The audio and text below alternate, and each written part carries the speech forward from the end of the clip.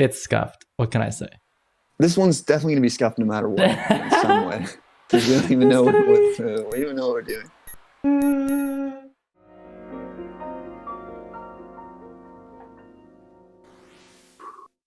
What's up? We're live. We did it. Oh my god, setting up this podcast thing was like so janky.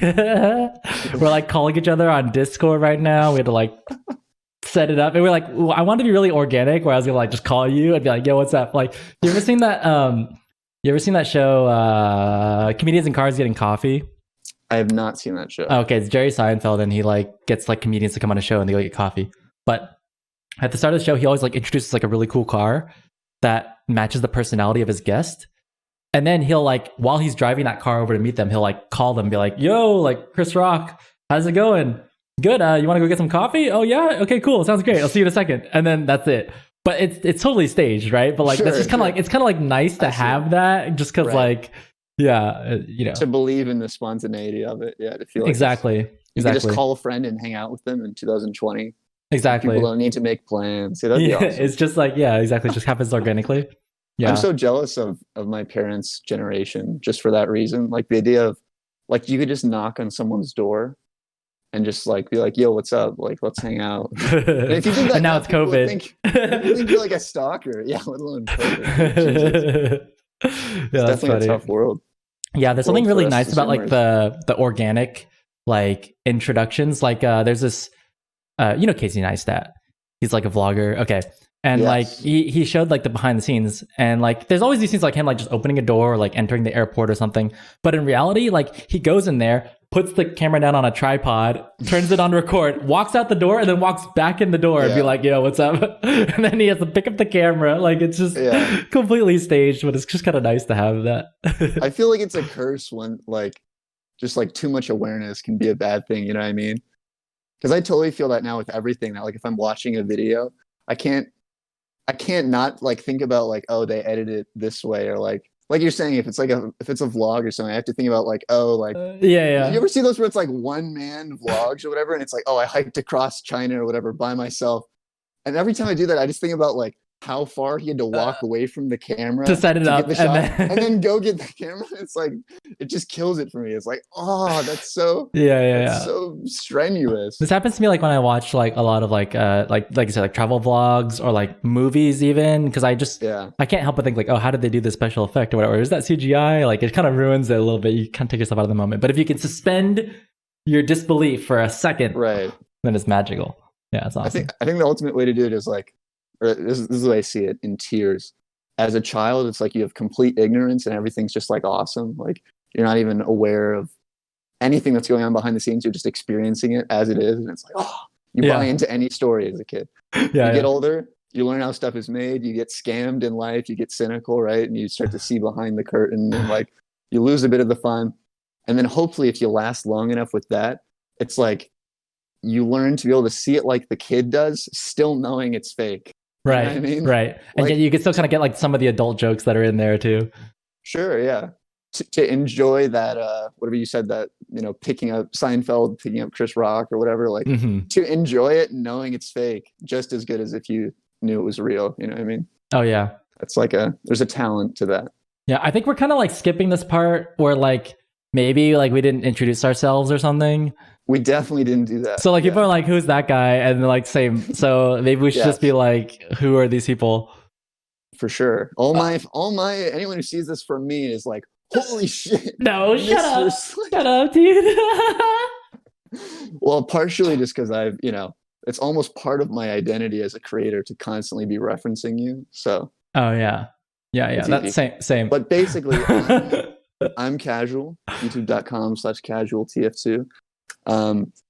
I've been a follower, I've been a fan of Slin for 5 years, maybe 6 years. That's crazy. Actually, no, longer than that, like 2013 or something. So 7 years. But yeah, and we only started talking occasionally in the last few years. Do you want to tell the story on that? How we first got in touch? I actually I'm fuzzy on the details, but I guess the context that people need to know is that sometimes I'll just like talk to casual like randomly.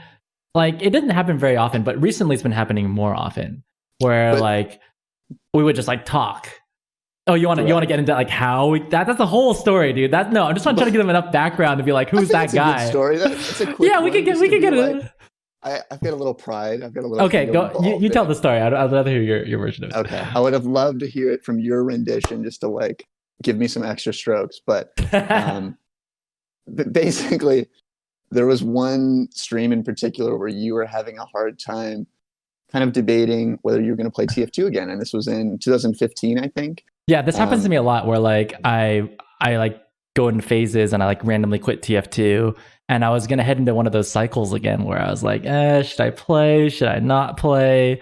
And then I was there at the right time, basically. And the puzzle pieces really just aligned, because I was just basically selling Mr. Slin on like, see it as an opportunity to kind of close up some unfinished business. Because I got the sense that he had some unfinished business in TF2. If he was totally satisfied, like he wouldn't have been having that conversation of like, like we're saying, like he like that Mr. Slin from a number of years ago is like this other person who we can't even like is a third person to us. Before he made it, before he won IM. So that's the culmination of it, is that he did end up playing that season. Kind of, would you say in part due to that night, that stream? Oh yeah, definitely. Like it was kind of like, okay, so for me as the streamer, because you get random people that come in your chat all the time and tell you things. And it was kind of like this weird moment where like, almost like this like conscience, came into my chat and was like telling me like, yo, you got to play this season. Like, don't you want to, like, you didn't do it. You didn't like nudge that hard, but it was kind of like, yo, like, you should like, what do you want to do? Like, and it kind of like made me like self-reflect and think about it. And then I was like, yeah, I actually want to do this. And then I ended up playing that season and it was a really good season. Yeah. It was sick. Yeah. But then we like kind of like on and off talking like every once in a while. Oh, and then I found out that was an alias, and I found out who you really were. You were Casual TF2. Well, yeah, because I'd been in your streams for, a while here and there. But for whatever reason, at that time, I was like being a weirdo. I hadn't been on Steam for like a year and a half. And I was like, oh, I'm going to use my alt account on Twitch or whatever. So it was extra cryptic that it was like, who's the Six Fox guy? Like, what's going on? That's funny. Yeah, now the secret's revealed. Now we know who you are. Right. Well, anyways, so we thought. So, anyways, I like talked to Casual like on the phone like every once in a while, and every time we talk, with like the conversations are really good. So, if for nothing else, we're just recording this so that I can go back and look at it later for my own posterity. But for your own amusement, maybe someone else out there might find it interesting. But you know what's really fun about this is that I've actually never seen your face. That's true. And you would only this is the only reason why you show your face is for YouTube. Like I'll do it for the views. Like I'm turning on my webcam for the views. Yeah. No, I was thinking about it too, because you were saying it. You said it last minute. You're like, do you have a webcam? I'm like, I could use my phone maybe, but I always think about it from the viewer perspective, because like as much as I like could prefer, a more if I could look more like Mr. Slin, I'd feel more comfortable coming on here. But I always think about I'm always the guy who like hates when streamers don't use their face cam. You know what I mean?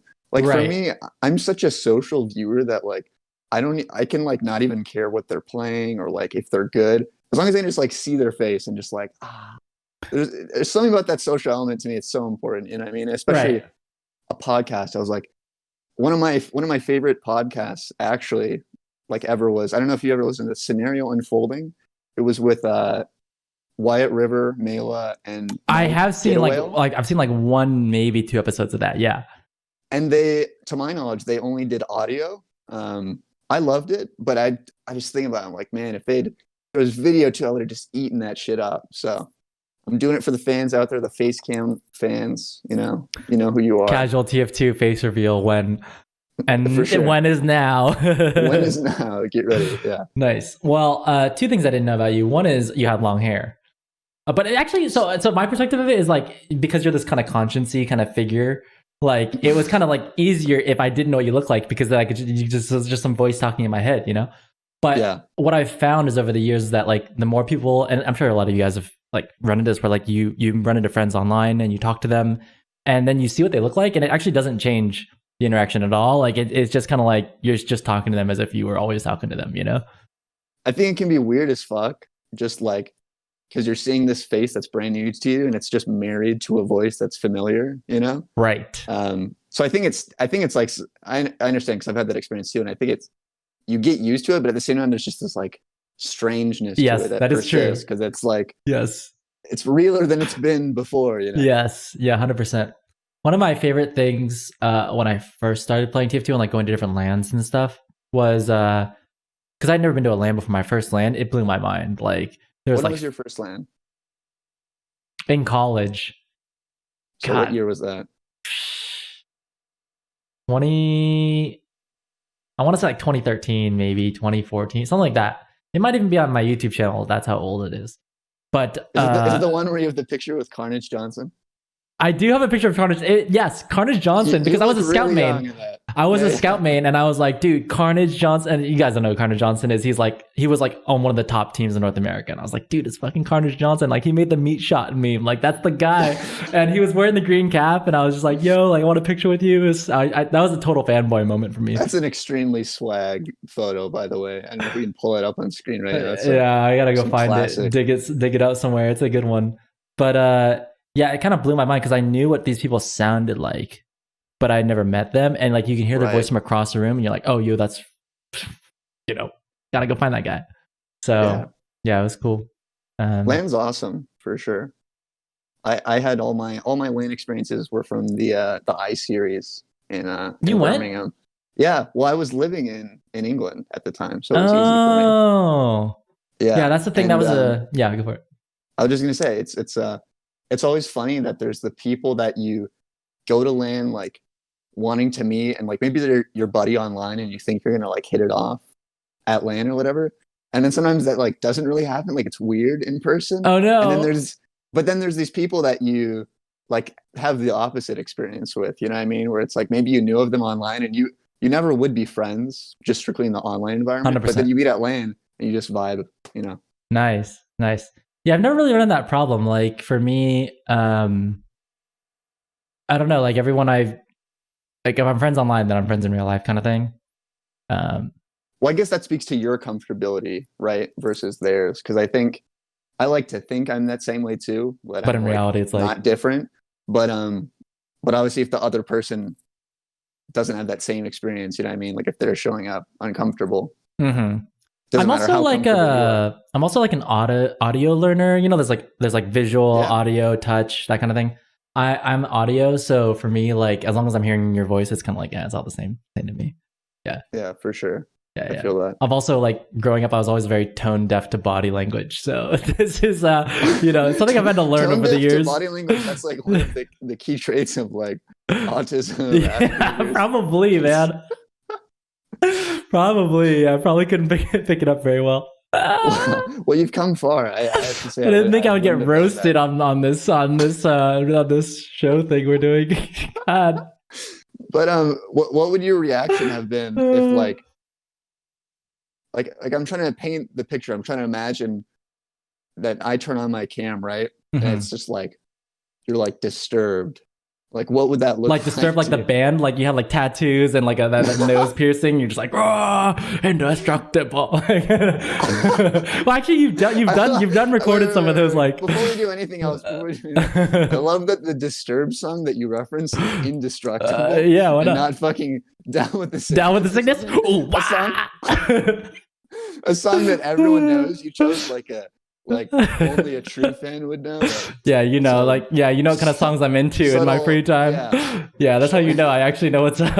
Little homage to your Disturbed fans. Yeah, that's right. No, I meant like what visage would have to appear for you to feel like physically disturbed? You know what I mean? To be like, oh shit, like I really regret asking Casual to turn his cam. That's true, because I was like, oh, do you have a webcam? But I'm like, no, I kind of wish you didn't. Yeah. What would that have been? I don't know, man. Can you imagine? I can't imagine. Like maybe if I turned on you were like a cucumber or something. I don't know. It can't be a cucumber, dude. Yeah. I'm trying to think. I'm trying to think what I can say too that's not too offensive. No, for sure. Like I really don't know what you could like turn up as that would really shock me. I think it's the internet, man. I've seen everything. Sometimes for me, like when I have that experience where I see someone for the first time that I've known for a while just through their voice, the thing that will like kind of off-put me if there is a sense of like, this is not what I wanted, you know, is it's like sometimes I have an expectation in my mind of what someone's supposed to look like based on their voice. You know what I mean? Right. Like, it's like, oh, they're probably that kind of person. You know what I mean? Like, you kind of work with the stereotypes that you have saved in your mind and can sort of imagine them. And then when you see them and it's like someone totally different, you're like, no, like you should be. Yeah. It's abstract. It's not a clear cut thing. It's not like, oh, you have brown eyes and you should have blue eyes. But well, what I'm experiencing right now is this. It's a different feeling. It's one where like you don't know what they look like, but the second you see them, like it's instantly married, and you can't like disassociate it now. You know that feeling? Like, yeah, we can't go back. There's no going. There's a one-way door. Yeah, for sure, for sure. So I have to ask, because this is like the elephant in the room here. If you just look behind you, there is some kind of newspaper or like I don't know what's going on. What is that wall decoration you got going? I thought it was a window at first, and now it's not. Well, before we just spoil all our secrets, what do you think it is? It looks like newspaper. It looks like you hung it up to cover a massive hole in your wall or a stain. I lost actually, yeah, you're right. No, because I can't see the screen behind it. I'm just trying to figure out what is. It's actually, it goes from the ceiling to the floor, so it's actually pretty. But it's also kind of like repeated. It's kind of like the same pattern. I'm gonna go with newspaper, but I really don't know what it is. Here's what I'm gonna say. Let's leave it up to questions, to comments. If anyone gets it right, they're gonna win $50. What? 50 guaranteed. How did you prove it? That they're right? Yeah. How do you prove that they like predicted it before you revealed what it is? You're not gonna reveal it? Well, if they leave episode 2. We'll pin the comment. Yeah, no, you're right. We'll pin the comment of what it is. Yeah. Someone better get it right because I want to know what it is. So yeah, we'll reveal it. Okay, but that'd be a fun prize. I think. What do you think about like cheap incentives like that? Yeah, no, that's pretty good. On one hand, you've got the philosophy that's like really like if somebody wants something, they're gonna want it no matter what type of thing. Where it's kind of pointless to have like, for instance, a cash incentive to guess a question, right? It's like if people were really curious, they would ask it. But on the other hand, you've got the attitude that's like, no, people need real incentives. Like kind of like organic desire versus like manufactured. I guess it's intrinsic versus extrinsic in a way too. It's like when we were talking about it earlier, the conversation we had that got you to play I Am or whatever. I think the reason that worked is because you already, like you said, I represented a part of your conscience already. Like what I already wanted to hear. I couldn't have been like, yo, dude, I'll pay you $100 to play. And you would have been like, all right, let's go. Yeah, like that really, the $100 really pushed me over the edge. That's what I wanted to play the season. Maybe there's some guy out there who like, that's what they need, Right. But in your case, it's like, it was really just a good matchup. You know what I mean? Yeah. No, I don't know. I don't have any thoughts on it. Yeah, I've no thoughts on that at all. There's wisdom in that answer. It's good if you're not trying to like force. It's not something I think about on a daily basis, but I am very curious about your background, and that's something I think about all the last 15 minutes of my life. The whole time we're doing this. Constantly. Well, it's just kind of like sticking out at me, It's kind of like always there, passively being like, "What am I?" Yeah, no, for sure. Yeah. Maybe next time I should just like get rid of it, not say anything, have a different background completely. Just leave you in permanent pain. Yeah. I mean, it can't be that weird. I'm trying to speculate from your perspective, right? If I didn't know what it was, like, can't be like. It's just so like uniform, the columns, like maybe like a book that you printed out or something. But then there's like highlight lines written through it. Could be a book that I printed out. That'd be pretty cool. Yeah. Oh, so let me ask you a question because you claim to be a MR SLIN fan. I don't know why I said claim to be, as if it's like supposed. Dude, no, it's really just a personal. 2013.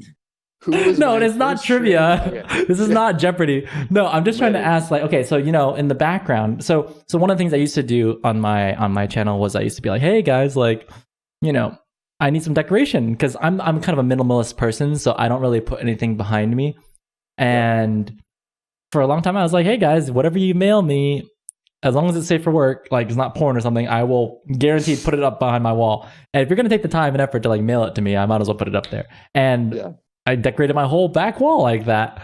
Now that like I'm here, I'm like, I don't know, should it be decorations there? Should it not? Should I leave it blank? There's something nice about it being blank and just clean looking, but also I don't know. Some people say like, yeah, your house looks boring. What do you think? Here's my 2 cents. So I think there's something cool about having a clean one. You're right. I think like, for instance, when you're like shooting a video or whatever, and you just want like a simple background, you don't want people in the comments being like, what's that thing back there? Or whatever, Right. you know what I mean? Or like, why is your room so messy? Like, Right. so I think it's good to have that for a certain purpose. Like maybe keep part of it. I don't know if this is practical. You could keep part of it clean for like, this is my good clean background. And then I would say you should have phase 2 of people sending stuff in. Because I think there's culture around it. You know what I mean? The Sling bee, the Japanese flag, the Korean movie poster, or whatever. It's like right. people are attached to it. You were like, oh yeah, by the way, I'm gonna slip in there that I am Mr. Slin fan by proving that I knew that those posters were Korean. Yeah, nice. That's right. Draw some knowledge. No, but I think that's like yeah, that's kind of what Day 9 did actually. So Day 9 is like a StarCraft like caster video guy. And he used to have this like really sick looking like background with a bunch of StarCraft posters and like bookshelves of like cool figurines and things. And then when he moved, for whatever reason, his setup just couldn't allow that exact same setup, or I don't know, he just didn't bring it with him, or he didn't want it anymore. And so he had a green screen instead. So it was like a green screen of that exact setup behind him. Oh man. And I guess whenever he wanted to, he didn't actually have it there. So, you kind of get the best of both worlds that way. That's like extra level of charming. You know what I mean? Yeah, it's kind of annoying because I mean, like, like just put actual bookshelves behind you, and also you can tell it's a green screen, so Why is that annoying? I feel like it's like triggering part of your like. Yeah, it is you're triggering trying to trick me. Exactly. Yeah. Exactly. That's interesting. I really like Maddie on, and with these like virtual concerts. So one of the videos that he was like a concert that he did.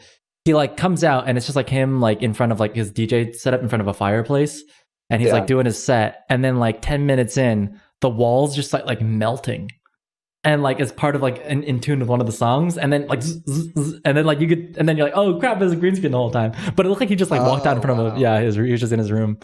Yeah, the really high end move would be to have, I can't remember what they call it, but on film and movie sets or whatever, they have like the LED screen that like projects like instead of like 30 years ago, whatever, they would use a normal projection to like put on a backdrop, or they'd have someone paint it even, you know what I mean? And now they just have like an LED screen. That would be like the ultimate high-end move, is to just have, you could have like fans change it on the spot live. Or something, you know what I mean? Yeah, that's like those streamer girls who have like they put the names on the wall behind them, so the latest sub just like appears right there. But then I guess they wouldn't get the whole benefit of like turning around and bending over and stuff. Oh shit! I was gonna say it's probably better for them because they don't have to do anything; it just happens automatically. But no, but then you don't get the actual, the whole streamer girl thing. Yeah, it's a subtle tool. Just like the viewers in their chats. No, that was too far. I love your standards. Guys, we're putting the flag in the ground. That's as far as it's gonna go. Have we cursed yet? Has anyone cursed? No, that's tremendously unexciting. It's very wholesome so far. That's right. Yeah. Keep the vibe high. Yeah. Okay, so tell me about this move that you're doing. Like, what's your situation? Like, where are you going? Well, I'm going to Seattle. I'm basically, the circumstance arose because my best friends basically, well, it started with just one best friend was already going to move there. And I was thinking it doesn't really make sense to move right now if I didn't have like a cool roommate, basically. And so I just tried to put it in motion, and it worked out. So in a few months, basically October, I will have a better internet connection, and I won't be doing this from my phone. Who knows? And I'll be enjoying overcast weather. You said October? Yeah, October. Oh, so that's coming up pretty fast. It is coming up pretty fast. Wow. So like, wait, so you're in England right now? No, so I'm in Vegas right now. You're in Vegas? Which is my hometown, correct? So this will be the first place I've lived in America that's not, well, more or less not my hometown. Like really lived somewhere. So. Wow. Oh, cool. So I guess there's like a couple months left of like doing Vegas stuff that you want to do before you leave? Not really. The circumstance right now. I was hanging out with my best friend yesterday, and we were talking about how like normally we'd, like, oh, we could be going to karaoke in Chinatown right now and like doing all this fun stuff if things were normal, you know what I mean? But I think it's better in a way for me personally, because like the fact that I'm not really being inundated with like true Vegas experiences and imagery is going to be good for the nostalgia once I leave. You know what I mean? Because it's not like I'm gonna have to look back and be like, oh, shit was crazy. Right. I just Right. cursed. But it's gonna be like, yeah, I'm kind of glad that I'm here now because that sucked when I was there before, like right before I left or whatever. So Yeah. I'm kind of banking on that because nostalgia can be pretty strong and powerful for me. So yeah, I feel like if you're not in that industry, like working in that Vegas kind of like industry, or if you don't like partying all the time or whatever, like then yeah, there's not much there for you. So oh yeah, it's such a weird place to like. I think the biggest thing is it's just weird the difference between like just people who actually live there versus like everyone else's perspective of it. You know what I mean? What's that It's place so that's often, near there, like Henderson or one of those places, or is that near? well, Henderson is a suburb, yeah, and Yeah. then Prim's on the border, and Boulder City also connected, but it's cool. Yeah, I feel like there's gonna be so much more for you to do in Seattle. Yeah. Again, maybe not just because of the global climate, right? No, but there's like outdoorsy stuff. There's like hiking and there's like That's greenery true. and a lot There's of actual like water bodies and greenery. Great Right. point. But I'll be hanging out with my friends. I'll be living with my friends, which is justifies even if I have to be solitary or whatever. Tell me about so you are you just like full California man? You've never just always. That's interesting. Yeah, I've only lived in California. Yeah, And are you just I mean, there was like this time in my life when I thought like, wouldn't it be cool if I lived somewhere else? And actually, I guess 2 times in my life. One time was in college. So I was thinking like when I go to college, maybe that's a good time. Like you can go live somewhere for 4 years. And if you don't like it, you can always come back home. right? And I'd never lived in the snow. So like, oh, if I can get to like NYU or something on the East Coast, then maybe I can try that little snow experience. But I didn't get in there. So that didn't work out. Yeah. The best school I went to was USC, which I ended up going. And that's just in the heart of Southern California. So It's weird to me that you got into USC but not NYU. But I guess that's a different topic. Here's what I'll ask. Now, is there any part of you that like kind of wishes you could like try somewhere else out, or are you just like, I'm totally down with California? Well, so the second time when I thought I would maybe want to live out of California was like when I was working at Oracle, working from home. Because I thought, oh, if I just do my sales calls during like the night in Italy or something, I could just like move to Italy and like do my calls, and then I could just that was like your dream? Yeah, that'd be sick. I'd be like, oh yeah, like if I just lived in Italy and to do my sales calls, and then I could just like explore Italy, and they wouldn't even know the difference. You know, I could just like go wherever I wanted to. That's amazing. And then I legit thought, nah, I don't want to do that for 2 reasons. One is I'm scared of like living by myself in a different country, and 2 is I would have a hard time playing CompTF2. I'd be like, well, I'd have to play on some Italian team, or I'd have to like, yeah, what's wrong with ETF2L? I was like, yeah, man, like I'm really into TF2. Like, and if I moved to Europe, maybe I'll play some ETF2L. Like, I don't know, man, it might not be the same. So, dude, that's a huge cut right now to all your EU. Oh EU my fans. god! Well, just think of it as a compliment cool. to all the North American buddies. Oh, another cut to the EU. Just 2 cuts. Pow, pow. 2 cuts. Yeah, this guy hates Italy. This guy loves Italy. Yeah. Italy is amazing. Yeah, with all the work from home stuff now, like I was like, oh, maybe Italy again, but then like, nah, Italy's not a good place to be right now. Really? So Italy's like that's just like your go-to, like pack your bags. Where do I go? I think it's just like more of like a, what does he call it? Like a figure than it is like an actual place that I want to go. But I feel like just Italy has like a bunch of like history and cool stuff going on there that I'd want to go check out. I've been there before, but like it'd be cool to like live there, and like it's different being a tourist somewhere than it is like living there full time. Yeah, totally. I validate your choice, by the way. I just want to know what led you to that conclusion, because I think Italy is extremely cool. I've like over the last few years, I've like grown this impression of Italy that it's like just this delicious part of the world that like they appreciate things in a different way. But anyway, that's for another time. I think the reason I just use it is because it's not in North America, which is somewhere that's pretty easy to get to. And I feel like it's just funny that you would pick that. Like, you have to pick somewhere that's not North America. And you're like, Italy, let's go. Like, there's so many choices. And it's like, dude, it's just not, Yeah, that's true.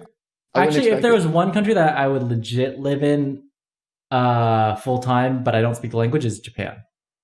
Because I went to Japan, it's really like, because I'm really into tech, and I feel like it's very modern in like Tokyo when I went, and it was like, wow, that's like, I could totally see myself living here. If this was just like copy pasted into the US and everyone spoke English, that'd be amazing. Yeah. Yeah, no, I feel that. I gotta say too, just as like my mind goes there immediately. Just putting it out there, anyone who's consuming this, I feel like where you live, at least for me, there's people who probably matters a lot more to. I would say it's like a secondary characteristic of your life.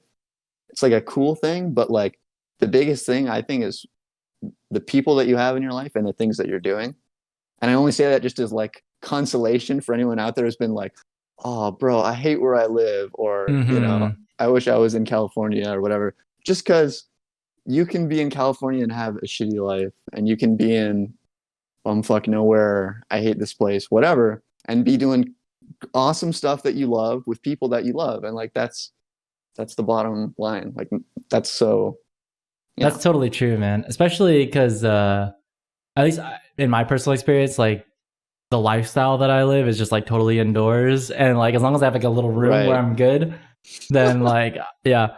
It's funny because I was talking to my coworkers the other day. They're like, "How's your move going? Like, you all settled?" And I'm like, "Dude, as long as I have this computer set up, like I'm set. Like I'm chilling. Yeah. It doesn't matter where I am. Easy setup time. Yeah. Yeah. I guess one of the only requirements I have, which is one that you called out, is like good internet. Yeah. It's important, actually. Yeah. Yeah. Okay. We'll put that in as a caveat, right? Yeah. Doesn't matter anywhere where with you internet, live, as long as you have good internet. That's why I considered one time. I was like, man, what would it be like living in Kansas? Because I heard they have fiber out there. So. Oh my god. Kansas is your first fiber choice. Do they have fiber in Kansas? That was one of the first places that Google Fiber was like. I guess it's all infrastructure, that choice. So, but that's interesting. Yeah. So one of the topics I wanted to bring, because I have you here, is actually a reprise of like another topic that we talked about earlier, which is like, should I play this season? Oh, okay. So I would like to get your take on this should I play this season topic again? I know. But it's coming full circle, because now that I finished my move and I'm chilling here and I'm like, I'm playing the games. I've been streaming for 2 weeks now, I'd say. And then people are still coming to my stream. They're being like, yo, are you going to play this season? And I'm like, I don't have an answer. And me being like a completionist kind of person, like I hate having this kind of like unresolved question of like, should I play this season? I should have a firm answer. You know, I should know like if I'm going to play or not. But right now I'm kind of in this like, I don't know. And I know you and I've like talked about it a couple times, but I'm still I'm still actually, right, even to now, being like, should I do it or not? Might as well. But I don't know. Yeah. Well, first of all, it's props for staying in that quantum uncertainty position. Quantum uncertainty. Because we talked about this, and like it's hard for you to be there basically, because it sounds like you're kind of deliberately not rushing into a decision because you want to evaluate, which props, that's some good stuff, you know. Gotta like live in the ambiguity and just like chill there for a little bit. That's hard, dude. That's an awesome skill, period, in life, and not one that we're like born with. You know what I mean? Like it's hard to not have answers to stuff. I want answers for everything. Exactly. Yeah. No, totally. Yeah. So the thing I got to point out right away is that there's something there. It has to be at least somewhat worth considering, because if it wasn't even a good enough idea, you wouldn't be talking about it, right? So there's some part of you that thinks there's potential there. It's a good idea. Let's go the opposite angle. What are your anxieties about this? Let's say you decide, okay, I'm going to go pursue this. I'm going to play invite or whatever. What's like if this happened, I'd really regret that I decided to play.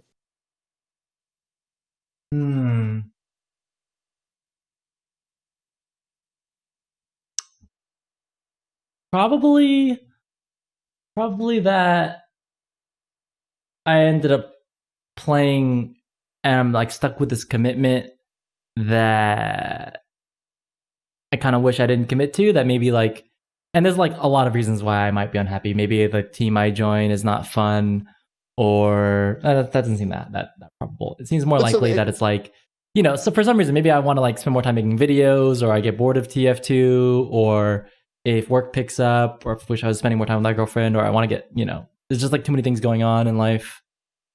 Yeah. So it's basically just like you're a committal person. So if you decide to do it, you're not going to back out, which could be a problem if you're like, oh shit, this is like not good in a certain way.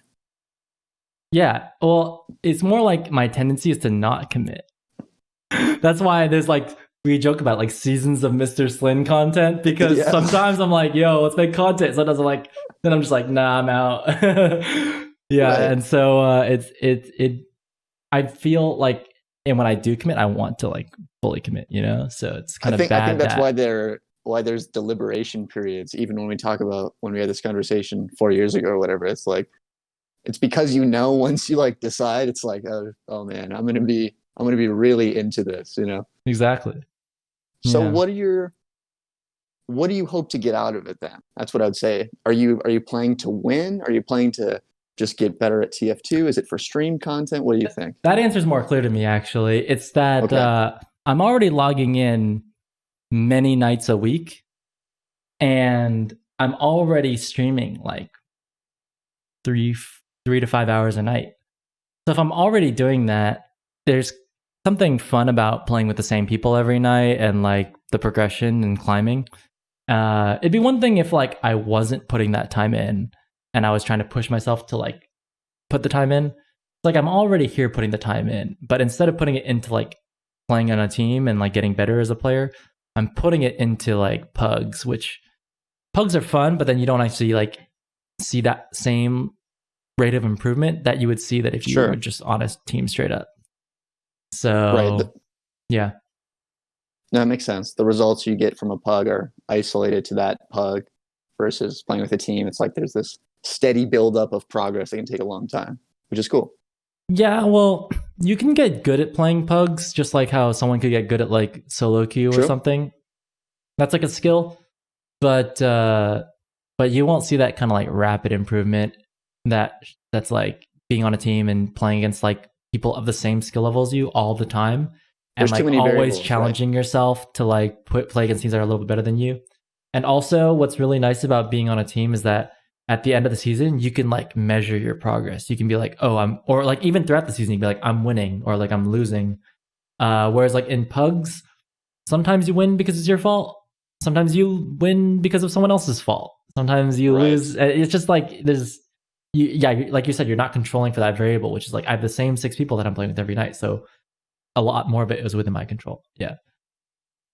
So maybe jumping the gun a little bit, but I would say I'm on team play invite, play TF2 Mr. SLIN, probably as a Mr. SLIN fan first, you know what I mean? Right. Because I think people, you know, especially your audience, like wants to see you. Like I think you light up when you are committed to something, when there is competition, and like when you have problems to solve, you know what I mean? Like I remember a lot of really fun streams, even though they were hard streams when you were with Black Swan, just because you were really engaged in something and like you had something to talk about with the stream, even like after the scrims or whatever, you know what I mean? If there was issues going on, or you were trying to figure out how you could play better and you were struggling. So I think it makes for good content generally. And I think there's something more they can invest in you if there's like now at stake, he might win this match or lose this match or the scrim that I'm watching. You know what I mean? It's a little more weight than like. That's a little tricky, actually. Like trying to talk to the, whatever team I join, like not every team's cool with you streaming. So that's like a interesting, like a little caveat or like an interesting reason that people might or might not want you to join the team is like, oh, well, you're a streamer. You're either going to stream the games that I'm playing in which case that's like one more thing I need to deal with. Or even if we all agree that you're not going to stream, you're going to like maybe talk about me, in one of your videos or something. And I might not want that kind of attention. Maybe not. Some people like it, some people don't. But it's like one more thing to consider that makes it more complicated to pick up Mr. SLIN as opposed to some other medic. True. Here's another question.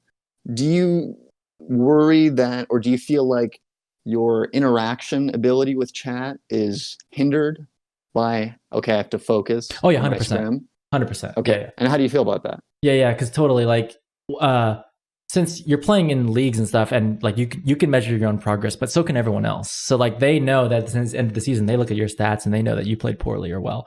And so since my reputation is somewhat on the line there, then I kind of want to do the best job I can do. Right. And like the stream definitely takes up like a non-zero amount of your bandwidth, right? It takes up like at least some non-zero amount of your brain power is going to be thinking about like, oh, how's chat doing? Or, oh, that guy subbed to me, or, whatever. So it's a distraction, but it could be positive too. Like, I think it's great content, like you said, for people to watch, and it's a great way to like spread awareness about CompTF2. And like, I don't think a lot of people stream their scrims, so it's probably something different. Do you remember your experience with it in the past when you streamed scrims before? How did you feel about that? I do. My very first season of Invite, I did a tryout for a team called Vector Gaming. It was like the last place team in Invite. We were terrible. And they had agreed, like, yeah, you can go ahead and stream it.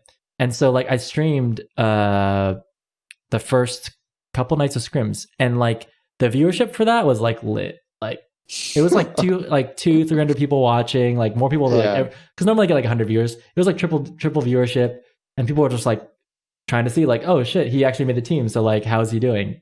And I hope that goes well. And people are just like trying to figure out what's going on. And I remember, because I had the chat going, it was just a complete distraction, and I told myself like, don't look over there. And so that was very like stressful, and it also made it hard for my teammates, because when you're in the moment, like you want to give people feedback, but you don't want to roast them live in front of 300 people. Sure. So if you fuck up, like one of the things you need to do as teammates is be like real with them, be like, yo, like you fucked up, here's what happened. But it's hard to do that when you're streaming in a way that doesn't make the person look like really bad. Well, yeah, it's different. You're going to think about it when it's in front of 300 people versus just in your private mumble. Right. And they could be like small mistakes, like, oh yeah, like fix this little thing, or it could be like a big one, like, yo, like I really don't like the way you're talking to that person, or you're like, this is really a problem. And it goes the other way too. Like, let's say I want to tell my teammate that he's fucking up. Kind of hard for me to do that and like without making him look like shit in front of a couple hundred people or whatever. So that's kind of hard too. And I know that some other streamers had tried to do that in the past. What like comes to mind is Pure, who was like a really, really good medic back in the day, and Sean Bud, who was a good scout. And these guys were really popular streamers, more popular than my stream. And I remember that every time they wanted to give feedback, they would have to like mute everything and then like talk about it and then unmute. And it was like this whole thing, this whole dance. That was just like one layer of complexity that you're adding to the equation, as opposed to just like, hey, free flowing, let's just scrim time is scrim time. And let's focus on getting better. Probably not very fun for the viewers as well. It's like they want to that everyone straight up mutes. Yeah. I mean, like the viewers don't get much of a say in it, because it's like at least they're getting something instead of nothing. True. I think it's just hard for the 6 players on the team that have like, they wouldn't have to deal with this otherwise. No, totally. But because they just had a medic who wasn't a streamer. Exactly. If it's just 6 people, it'd be so much easier. But there's other ways to get around that too. You could record your scrims and then edit it in post and cut out some of the parts that like, that's not too much effort, but it would be just, I don't know, something to think about. It is something to think about. Okay, here's another question I have for you.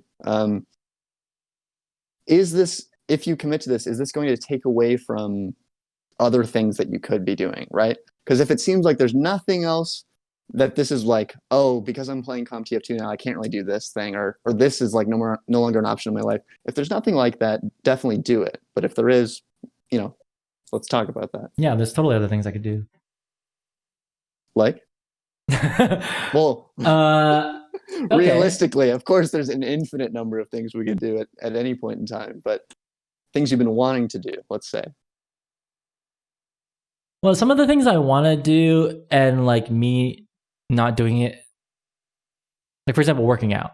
I definitely need to work out, but also like there's a certain level of discipline that I just need to like create for myself, and also like I need to find the time to carve out to make that happen, and part of it is like a self-discipline thing. It's just like, you got to just do it. Part of it is maybe I haven't prioritized it as much.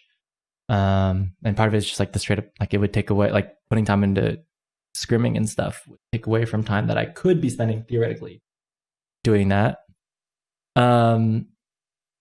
Also, like in my personal career, like now that I'm on like the software engineering side of things, there's a whole set of like software engineering things I could be learning that definitely would apply to like my day-to-day work and adds value. It's sometimes not always fun to like get off of work only to do more work, but it's something that like I know that I have the capability to do. It's just a matter of whether or not I want to do it, right. Or like how I'm going to prioritize things. Got to create some time to spend time with my girlfriend. Also, I want to make more content in general, right? And now we talked about how like maybe playing on a team could be a way to create content, but I could just as easily make content not right. Yeah, and that, like you said, yeah, maybe I could just like, instead of scrimming 5 nights a week, I could but I could play games 3 nights a week. 2 nights a week, I could be editing videos or whatever. So that there's like a whole thing I could be doing there too, right? Right. Yeah, there's like lower commitment ways of like getting involved in the competitive scene. You could be like a caster, like I've done that before. True. And you only cast like 2 nights a week. Or you could like be a tournament organizer. I could like volunteer for RGL or something. Like there's lots of other ways to get involved. So let's talk just about fun and fulfillment now. F². Whoa. Right? Okay. Because we're thinking a lot about like practically this block of time that you could, choose to do. Is it worth it compared to other blocks of time? Does it fit within your goals? Blah, blah, blah. Do you have any feelings about like, or is it basically, are there just no doubts that like, yeah, I'm going to enjoy it, or is there uncertainty there? Definitely the latter. Fulfilled? There's definitely like some level of uncertainty of like, because I've played competitive before, so I kind of know what I'm going to get out of the season. Sure. Well, actually, like all of those things that I alluded to, I've done a little bit of all of those before. Correct. So like where did I start? I've worked out before. I've done like software engineering studying before, spent time with my girlfriend, working out, casting, playing on a team, tournament organizing, mentoring. I've done all those things a little bit. So I kind of know what I would be getting myself into. I think it's just a little bit of like indecisiveness of like what I would want. Like what is the framework that I would need to create that would help me make the decision of which one is optimal, I guess. I guess from like a fun and fulfillment perspective. Right. So I guess that's, I'm trying to get fun and fulfillment in there because that's kind of like, it's less logical and it's more like feeling-y. I know, but I'm not that kind of person. Yeah, my brain doesn't operate that way. If we can get anything of that, it's like a little bit of a clue. You know what I mean? Because the only reason I would say that stuff could be useful. It's hard to measure. Like you. Hard to measure, true. That's probably why you're not keen to use that data. But you're not at a decision yet using the current tools of like. You're saying that what I'm doing right now is not really working, so trying to tackle it from a different angle. Right. So it could help. It seems like you're in some gridlock right now where it's like, sure, everything has pros and cons and you could do this and could do this. But it's like, how do you feel about it? You know what I mean? Nice. So you say, okay, I've done it before. I kind of know what the season's going to have in store for me. Do you? Yeah, you're right. Like I don't fully know what I'd get out of it. Yeah. You definitely know someone. It's not like it's like, oh wow, scrimming. I show up to comms and we go over demos. Like you're definitely going to be familiar with the format, but you'll probably have new things that you learn. 100%. That's true. That is true. And that's what's exciting about it. Yeah, of course. Yeah, that's right. What's exciting about it. Do you have any, I would say just within the framework of competitive TF2 playing invite, do you have any goals with what happens from that? Like for instance, it could be to be, not a bottom 2 team or be in the top half of the okay. league, or I'm just saying, you could also tell me you want to win, but I just don't have that impression. No, it's funny. It's like the last season that I played, which was with Black Swan. My only goal was just to finish the season. Because there's so many teams in That's Invite that die, right? Like a lot of teams die before the season ends. And I know that if you're in the bottom half, so let's say there's 8 teams, if you're in the bottom 4 teams, the chance of you dying is like so much higher. And so I was like, guys, we just need to I just want to finish the season. That'd be great. And we did that. We played all 16 matches. I count that as a success. I agree. Yeah. Yeah. I think if I were to do it again, maybe I'd set the bar a little bit higher, but I don't have any goals off the top of my head. I think that's a little bit too early for me. But it's a good question to ask, Sure. That I just haven't thought that deep yet. But I think maybe if I put all my goals out there, then I could figure that out. Yeah. It just might make it more interesting, incentivizing. You know what I mean? So without a goal, it's probably, From a fun perspective, as I was thinking about it, they're all fun. I actually I get a kick out of all those. I think where I am looking for something, the reason is because I show up and play pugs every night. I'm not sure how to improve the content much further. Maybe that's where it's like it is kind of fun to watch someone as they progress through a tournament or something like that. Yeah. And there's no elo system in Pug, so there's no progression there. So all the progression is in the content creation. It's all in the, hey, how am I doing streaming and talking to chat and educating people about the game and that kind of stuff. But it's not in the actual game that I'm playing itself. I could just go in there and throw the pug and it would just be the same. You know what I mean? It wouldn't. There's no stakes there. Correct. Right. So it's kind of fun to up the ante a little.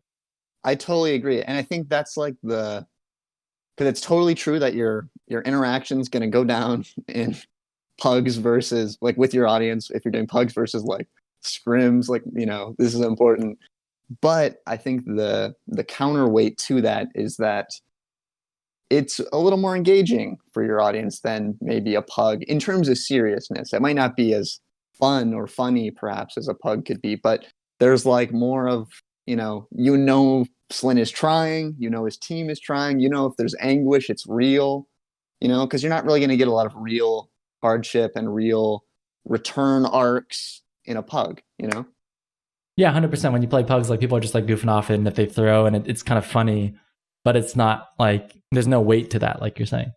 Right. Generally shallow. Mm-hmm. So.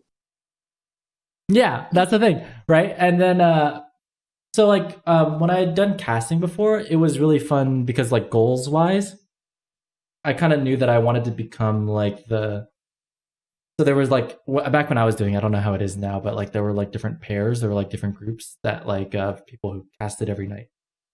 And my goal was to make it so that I was the go-to caster, or at least I could reliably be put in there as one of the go-to casters, I guess, as opposed to hey, can I cast? And they're nah, we have this other person who's doing it instead. Is it I guess you call a bench warmer or something like that. So you're on standby. You're a standby, sub, exactly, the sub. Yeah, exactly, a starter versus a sub. So I did get to that goal, and I did get to cast the grand finals of one of the Rewind tournaments. So when I did that, I was man, where do you even go from here? I guess I'm not going to cast some other game, you know what I mean? So once I hit that goal, it was kind of oh, okay, I don't even know. And right. And I think because my casting partner that I did a lot of casting with was Truck, so him and I had done a lot, and then I didn't really we didn't really know where to go from there, so it kind of just fizzled out. And I think if I were to do it again, I remember doing that because you would you'd watch back some of the matches that you casted and be how can I make it better? Or you would try and do a little bit more research into the teams. So before the matches start, you dig into the stats and see who's doing really well and trying to create some storylines and some narratives and some arcs that make the overall broadcast more entertaining and tell a better season long story. Sure. And so you can get better at the storytelling for that, but it didn't seem like it had the same lasting impact, at least for me, that at least growing my own channel would. So in terms of hierarchy of things that I would prefer to do, running a tournament is one of the lower ones because I don't have a passion for getting sponsors and upping the prize pool and getting as many teams signed up as I can. So that's kind of lower down there. Casting is one level higher than that, but I definitely enjoy creating content for my own channel more than I enjoy the casting. So I've kind of that one's a little easier to figure out. But yeah, I do enjoy just straight up playing the game.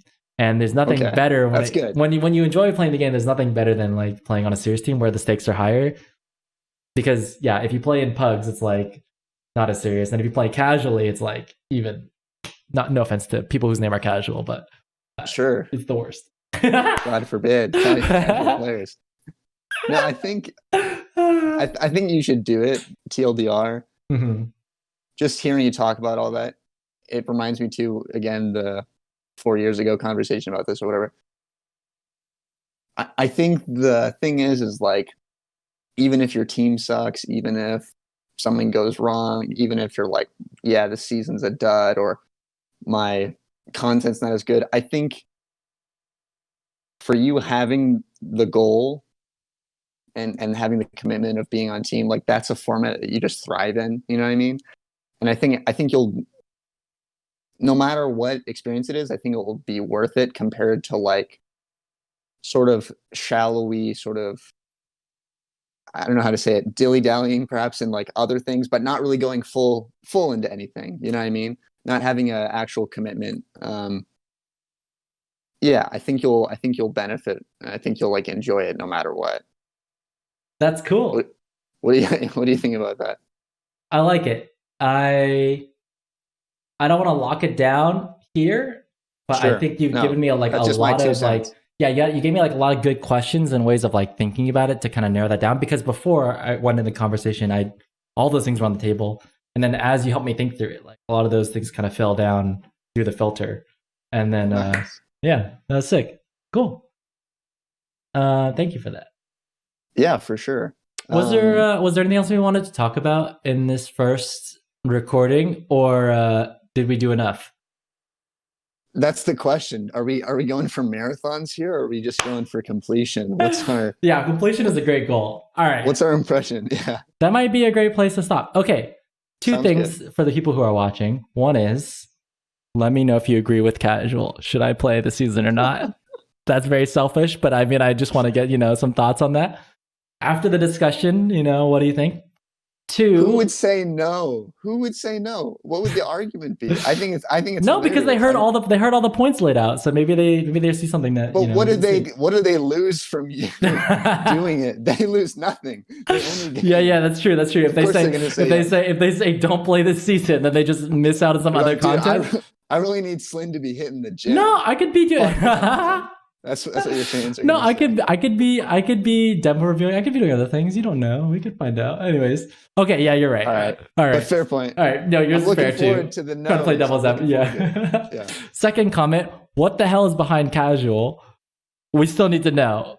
$50 prize. $50 prize. Unless you know me already and in which case I'm gonna catch you. In which case we're gonna delete your comment. So yeah. Okay. And then the third thing is what did you think of this first recording? We had no idea what we were doing. We did not know what was going to happen. The topic that I brought was spontaneous and only came to mind because I'm talking to casual. But yeah, be good to know. What do you guys think? Nice.